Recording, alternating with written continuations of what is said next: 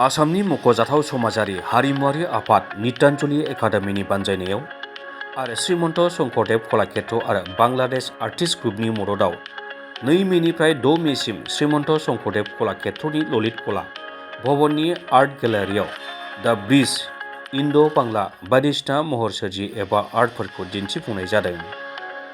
बे दिन्थिफुंनाय हाबाफारियाव बांलादेशनि अनगायैबो आसाम, मणिपुर, नागालेन्ड, दिल्ली आरो सोनाब बंग'नि आखा-फाखा महर सोरजिगिरिफ्रा बाहागो लादों।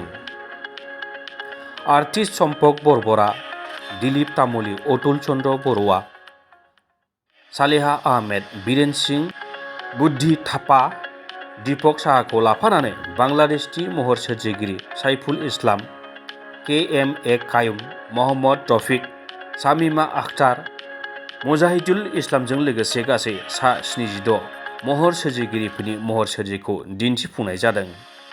बे महर सोरजि दिन्थिफुंनायनि सोमोन्दै श्रीमन्त शंकरदेव कलाक्षेत्रनि ललित कला एकाडेमिनि सामलायगिरि एबा बर'नि गिबि ललित कला एकाडेमि बान्था मोनगिरि मनेश्वर ब्रह्म बिथाङा ओरैबायदि बुङो। नित्यानजलि एकाडेमि लोगोसे श्रीमन्त शंकरदेव कलाक्षेत्र आरो बांलादेश आर्टिस्ट ग्रुप मोनथाम अर्गेनाइजेसनजों दा ब्रिज इन्ड'-बांला आर्ट एग्जिबिशन कलाक्षेत्रनि आर्ट गेलारियाव जागासिनो।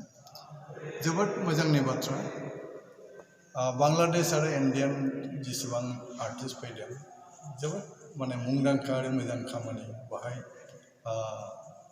सोरजिथाय हाबाखौ लाबोदों आरो जोंनि बड'लेण्डनिफ्राय आर्टजोंसो यां कन्टेम्परारि आर्टिस्ट बाहाय पार्टिसिपेट खालामदों आरो बिथांमोननि जानाखि सोरजिथाय हाबा जोबोद गोजौ थाखोनि आरो बयबो बाहाय दिनै बड'लेण्डनि आर्टिस्टफोरनि खामानिखौ नायनानै गोजोननाय मोन्दों आरो एप्रिसियेट खालामदों।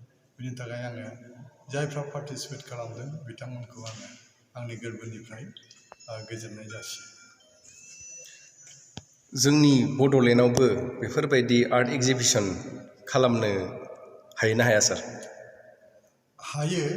जोंनि बड'लेण्डआवबो जेनेबा जोंहा बड'लेण्ड एकर्डजों कालचार कमप्लेक्स लाबोनो हादोंमोन। कलाक्षेत्रआवबो आसाम एकर्डजों फैफानाय मोनसे एकर्ड। दा बेहाय कलाक्षेत्रआ जेरैहाय आसाम एकर्डनि गेजेरजों डेभेलप खालामदों, जोंनियाबो बड'लेण्ड कालचार कमप्लेक्सआ डेभेलप खालामनायनि मोनसे लामा दं। बेखायनो आं सानो दानि गोदान जानाखि बड'लेण्ड सरकार बिथांमोना हयथ' मोनसे समाव कलाक्षेत्रनिफ्राय साबसिनखौनो खालामगोन होननानै आं सानो। जोबोद गोजोननाय थाबाय सार। आरो जोंनि बे बिटिसि हालामनि नायल' जाल' गंसेल' Kokrajhar music and fine art कलेजाव जानाखि दावराव दावसि सोलिगासिनो दं, बेनि सायाव नोंथाङा मा बुंनो सानो? क'क्राझार आर्ट कलेजनि जारिमिनाथ' जोबोद दुखुनांथाव। बे कलेजआ मानिबा मोनसे साव नांनानै थानाय बायदि मोनसे कलेज, मोनसे अभिजप्त कलेज होननानै आं सानो। बाहाय हेट्रेड एबा मुगैनायखौ नागारलायनांगोन आरो पलिटिक्सखौ नागारनांगोन। जिहेतु बे कलेजआ बड'लेण्ड बिटिआर एकर्डनि गेजेरजों फैफादों, ओमफ्राय बिटिआर एकर्डनि उनाव गासिबो बाहाय जानाखि एमप्लयिफोर दङ बा फोरोंगिरिफोर दङ बिथांमोना रेगुलाराइज जाजोबदों। बे हिसाबै एन्टायार नर्थ इस्टआवनो बड'लेण्ड एकर्डजों फैनाय हिसाबै बयनिफ्रायबो साबसिन आरो हेल्थि एटमसफियार गोनां आरो क्वालिटि इडुकेसन होनो हानाय मोनसे आर्ट कलेज जानो हागौ बादि आं सानो आरो हागोन। जोंनि बड'लेण्ड गभर्नमेन्टआ बे एसे एनै दावराव दावसिखौ कन्ट्रल खालामनो हायैनि खोथा गैया।